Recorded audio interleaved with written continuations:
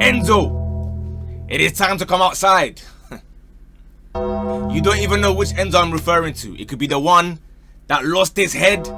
It could be the one that lost his head. They both did. These two were both abhorrent. Now today, we're doing something a bit different. Normally Saturday summary, we go from lunchtime, we go through all the games, blah, blah, blah. But today we have to start with United v Chelsea. So those waiting for the Merseyside derby, don't worry. You'll be next up. We'll be going to Madrid. We'll go to Bayern. We got Brighton, Spurs, etc., etc. As you guys know, I put chapters for you guys now. So, you know, you can skip to your favorite game if you want to. But this is where we must start. And we're going to open the screen so that we can discuss each and every player who cooked and who was a little bit smelly. Before I kick off, I want to say as well, someone in the comments said they wanted to bring the lights back, because apparently you might like it on TikTok and the reels and that. I felt like on TikTok we have all the, you know, the blue and the pink lights like we've had for however many years, but then on the YouTube videos I keep it to just the grey wall. But again, let me know in the comments what you guys prefer. If you rather have the professional thing, we'll go back to that one. But anyway, United v Chelsea. Of course,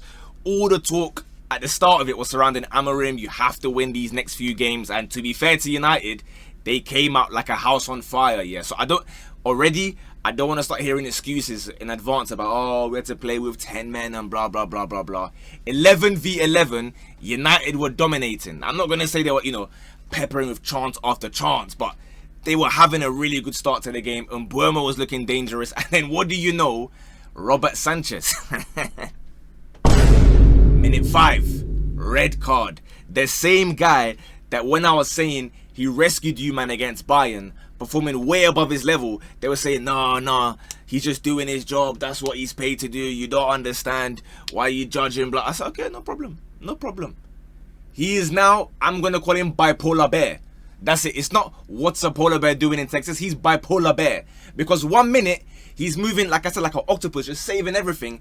The next minute, I told you guys, he has brain freeze, bro. He's like, he hears the ice cream van, December 24th, and he's there going to buy it, and he's doing the whole thing in one, getting brain freeze.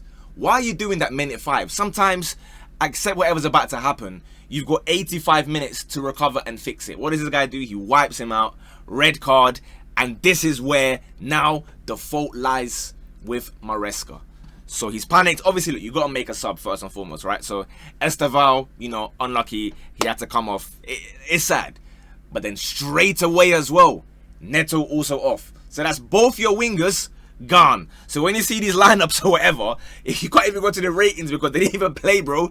They were there for like 5-10 minutes. Now, you can say, oh, you go to Old Trafford. It's important that, you know, you shut up shop and you try and hit them on a break or something. Well, I mean, what break are you going to hit with Cole Palmer being the only one available behind João Pedro? Where's going to be your width coming from? We have no idea. And then to make matters worse, Bruno makes it 1-0. Marginally onside, but our goals are going nonetheless. 1-0, and already you're thinking, yep, Maresca, GG's, bro. You are a coward. And how does he respond to that? He takes off Cole Palmer. Now, I know that we're going to say already, oh, didn't you see the ice pack? Bro, they put the ice pack there for effect, bro. If he was so injured, why did he start the game? Why did he play full 90 against Bayern? If he's so injured, evidently he was there, available to play, and Enzo completely malfunctioned. What he's done here, he's crashed out. Whether you like it or not, and again, I know Chelsea fans, I know how you are. You guys, you live in like a... You guys... I've noticed a lot of your opinions are formed via the echo chamber of X or Twitter, as I'm not going to call it X, we're going to call it Twitter. Because I noticed some of you lot's comments are almost identical. You talk about, oh, didn't you count that there was 4.2222, whatever this? No, none of that anymore. There can be no excuses for this one. Maresca has bugged out and lost his head. Why would you crash out so soon?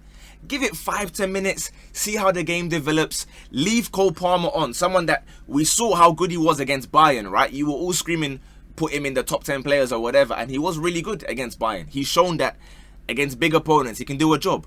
Why hook him off when you've taken off your 2 wingers as well? Fine, you know, whatever, it is what it is. Obviously, credit to Dorgu for the header to get to Bruno. However, Dorgu, his game was also quite bad. But again, we're going to speak about, you know, all the players and whatnot. But yeah, so we're there thinking, all right, well, this is pretty much game over now. United 1-0, they're peppering you. You have no players to go forward because it's João Pedro who deserves credit, by the way. He was up there by himself, trying to find a way to fight these dudes with no help around him whatsoever. Next thing you know, I'm watching the game, and the best fullbacks on earth, those of you who are unaware, is Cucurella and Reece James. That's the best left back and the best right back in the world, according to only one fan base. They didn't know what planet they were on, bro. Their head was on Mars, but they didn't know they were on Earth. They didn't know what was happening. Because Cucurella, again, he's spinning, but again, they're going to tell me, no, it's not his fault, it's someone else's fault. He's backing off 10 yards now, it's not his fault, but he's raining, he's going to get in his hair. I don't want to hear all that. Reece James, the ball comes, he clears it 400 meters into the sky, it drops down. Next thing you know, Uncle Casemiro makes it 2-0. At this point, I'm just thinking, oh, goodness me, what is going on? But, again, I repeat, even before the red cards, United deserved to be ahead. And one thing I know already in advance is going to happen. They're going to come and say, oh, here we go, hating on Chelsea or hating on Blueco. Guys, don't be angry at me. Be angry at your coward of a manager. He is the one you should be angry at, not me. I'm not the one that brought off Estevao, that brought off Neto's rubbish anyway, so it's fine. That brought off Cole Palmer. It wasn't me that did that. I'm not the one that did that. United fans will tell you, when they play terrible, I cook them all the time, so stop taking everything as a personal attack. United today, for the first half, they played very well. Here's where the issue lies. Right on halftime, Uncle Casemiro manages to get himself sent off. So it's now 10v10, 2-0 lead, and the second half, it's a very different story. Sesko was hooked. Now, you know me, I've not been a fan of Sesko from before, when he was linked to, well, United, to Arsenal, to Newcastle, to whoever he's been linked with. Wasn't a fan. I understand his qualities, but I didn't like the cowardice from him regarding the Grimsby shootout and whatnot. The fake overhead kick, missing the ball. This was a bad day. And we're running out of like excuses for this guy, right? I understand, cool. You know, you're a new sign and you want to gas it up and pretend that he's beast. This was bad. This was really, really bad, guys. I know you could, oh, no service, bro. You're playing against 10 men. He did get the ball a couple times, try to play it out wide or do this, do that. Not a fan, personally, of this performance. And second half, I mean, Chelsea naturally had to attack, right? So they were throwing more bodies forward. But to be honest with you, I don't know if you guys agree with me, United never really looked in any danger, right? Because, unfortunately, as I keep on saying, Caicedo had to fight for his life by himself. Why? Because he's got that meaty guy next to him. That, like, when is it going to click? I feel like we have this conversation every single match day. And still, they're going to quote me his goals and assists in the Conference League. Why? Why are you doing this? When is it going to, like, sink in that maybe this guy that cost £0.1 billion might not be worth the £0.1 billion? And do you want to know what should be the final nail in the coffin to tell you this? United brought someone on to padlock Enzo. Enzo got dominated by Ugarte. Look, as far as I'm concerned, if you cannot have a good performance against a midfield of Ugarte, and then you have, obviously, Bruno's not even a centre mid, if you will. Kobe's not got crazy legs. Casemiro's off with a red card. I'm sorry, man. I'm sorry. What are we doing here? When can I expect you to show up? And look, I'm not going to act like Caicedo was good either, because, you know, I'm someone that I'll praise Caicedo when he cooks. This was a bad game from him as well. Understandable in the circumstances, right? But again, his touch was loose. It was sloppy. Like, there was times where the ball would just go completely under his feet. Again, please don't tell me like it's raining or whatever, because guess what? It rains for both teams, right? Old Trafford leaking, that's not breaking news, bro. We see that all the time. So anyway, eventually they do break them down and get a goal, a Chalobah header. But again, it was too little too late, bro. Like, you were not really offering anything other than second half. Reece James was much better, right? He was whipping in those crosses, really dangerous crosses as well. But, you know, they never really threatened like that. Like I said, João Pedro tried his best, but he was there by himself. As for United, look, in that front three, Sesko, like I said, I mean, he got hooked at half-time. Meaty performance. Mbeumo looked dangerous, but again, there's something lacking with Mbeumo. I don't know what's happening. I don't know how to explain his one. Ahmad might be even more unexplainable, bro. Let's call a spade a spade. He's been atrocious this season, guys. I don't know what to make of it. I don't know why he's moving like this, but again, you know, fair play is what it is. You won the game. Dorgu's hit and miss, bro. I feel like this time around, Dorgu had some alright actions in the box, i.e. for the assist and whatnot, but at the same time, bro, he makes the wrong choice so often that it's hard to understand. And again, oh, he's 20 years old. I understand that, yeah, but like, again, you're a professional footballer, you know. It should, if you're good enough, or what's the phrase? I don't want to say anything that gets me put in the Jimmy Savile brackets. I ain't gonna say nothing too much. All I will say is, make sure you subscribe, though. Road to 50k. We're about to touch 41k, so we're moving up to 50k. Hopefully, you know, next month, the month after that, and then, you know what, go on, 100k soon come. Anyway, let me stop yapping.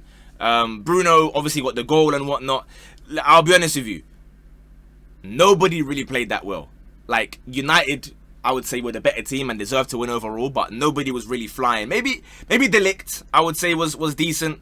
Other than that, and then Maguire, I'd say. De Ligt and Maguire were decent from United. Other than that, nobody really impressed me like that, to be honest with you. I mean, Bayern there didn't really have much to do, right? I think the first shot on target may have been the goal itself, if I could be wrong on that one, just from what I remember. But again, yeah, I'm sure you're going to say, oh, look, all the goals are from individual mistakes, blah, blah, blah, blah, blah. So, yeah, cool.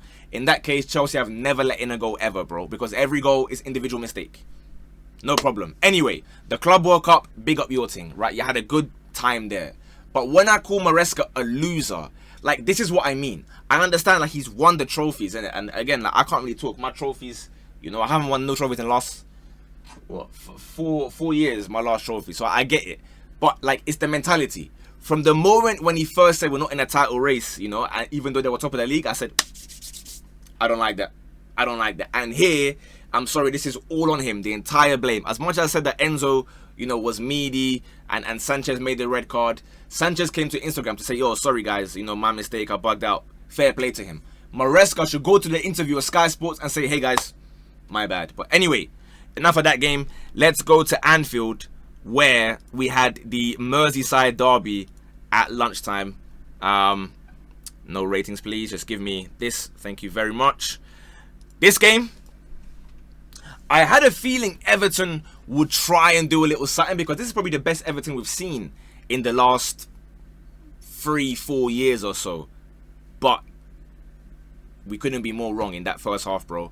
This was Liverpool coming out on smoke. We've spoken about this season so far in the Premier League. Every game Liverpool have won, you could argue they didn't really deserve it, right? Well, not deserve it. What's a better way to word it so guys don't get angry at me? Like, there was an element of fluke to it, right? They were not really beyond third or fourth gear, but they managed to scrape a win at the end. Other than, obviously, Atleti in the Champions League, which they fully deserve to win. This, yeah, Everton held corn for that first 10, 20, 30 minutes, bro. It could have been, I don't even know what score. I'm not going to say the numbers, because you might keep on doing that meme now where I say the number 6 and then you guys, gotcha, what a meme.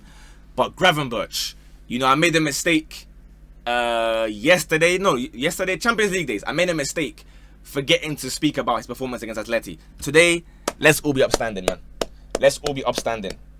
Because the goal he scored today, like I told you, look, you know, on TikTok, it reminds me of, if you think back to Torres, yeah, back in 09 against Blackburn. Now, obviously, Torres one, he chests it and volleys it.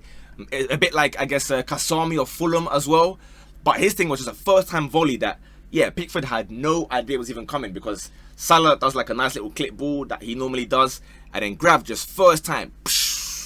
But obviously, you guys, when I do that, for those of us who remember, you don't like it when I give you ones you actually remember. So I'll take you back to, do you guys remember Graham Sharp in the Merseyside derby itself, yeah, for Everton against Liverpool, scoring this type of goal back in 1984? For those of us who remember. If you don't remember, go and have a look at it. If you do remember, you know, like and comment and blah, blah, blah. Great, great goal. And then for the Ekitike goal, he's the one that plays the slide rule pass. Ekitike puts it through T-Rex's legs. Pickford's a goalkeeper that, I don't know, for whatever reason, look, people keep on always shouting at me that I don't rate him, but I'm sorry, man. I don't rate this guy, bro.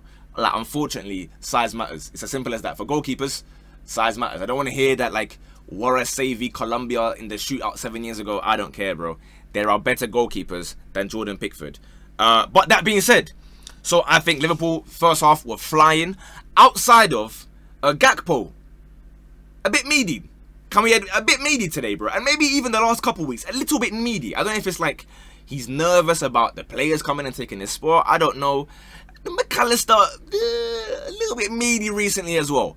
Second half, the game turned on its head. I don't know what Moyes told them at half time, but Everton came out all guns blazing. One of the things I didn't like in the first half, Grealish, he had many opportunities to stand up Bradley, and you just kind of go back to Mikolenko. It's like it was the City Grealish that was playing there. Second half, he said, nah, you know what? I'm going to take you on. And I'm pretty sure the very first time he does that, he whips it in the air, flicks it back, and Idrissa Gana Gueye, missile, top left corner, game on. And again, in the eye, he woke up because first half, he was a bit like Sadaisical, whereas second half, he was driving forward, he was moving. Beto got dragged off because he was meaty first half. And you're thinking, oh, Everton have got something here, you know. Like, they were piling on the pressure. Chance after chance after chance. Not really like shots, if you will, but like they were arriving at the edge of the box and there'll be like a late clearance from like a Konate or a Van Dijk or whatever. And then Wirtz came on. Now it's a convo we have to have, guys. Whether we like it or not. You know me, I keep on saying it. I've been defending him. I think he's been a bit better this week. Kind of returning to normal levels. This was bad. We are back to square one. I'd argue, maybe you disagree with me. I'm sure they're going to find some sort of stats to justify it. This might be his worst one so far. And again, we can excuse Newcastle because it's a crazy atmosphere stadium. We can excuse Arsenal being the second best team in the league. We can excuse for Bournemouth because they press like crazy. We can excuse Burnley because it was 10 men behind the ball. When do we stop making excuses and expect our 120 million record signing to start making an impact in these games? Because he can run a little bit, but he kept on getting bullied the moment that he got even the tiniest bit of space. So yeah, not really a good cameo from him at all. Isak was decent, but yeah, in the end, Liverpool held on. My main concern with the end of the game, however, I must say, I've never seen somebody get booked for taking a quick free kick. Now, I don't want to accuse anybody of doing anything, but I'm just saying, I've not seen that before. Maybe you guys have seen. In that case, by all means, put it in the comments. But yeah, to add 3 minutes as well, a little bit questionable, I must say. But look, first off, Liverpool deserved that win, so there we go. We'll do one more Prem game and then go to Spain. We'll pick... this is the game that I watched, to be fair, Brighton Spurs. So all the other games we'll cover, I guess, very quickly. Brighton Spurs, as I said previously, Brighton at home, dangerous opponent, bro.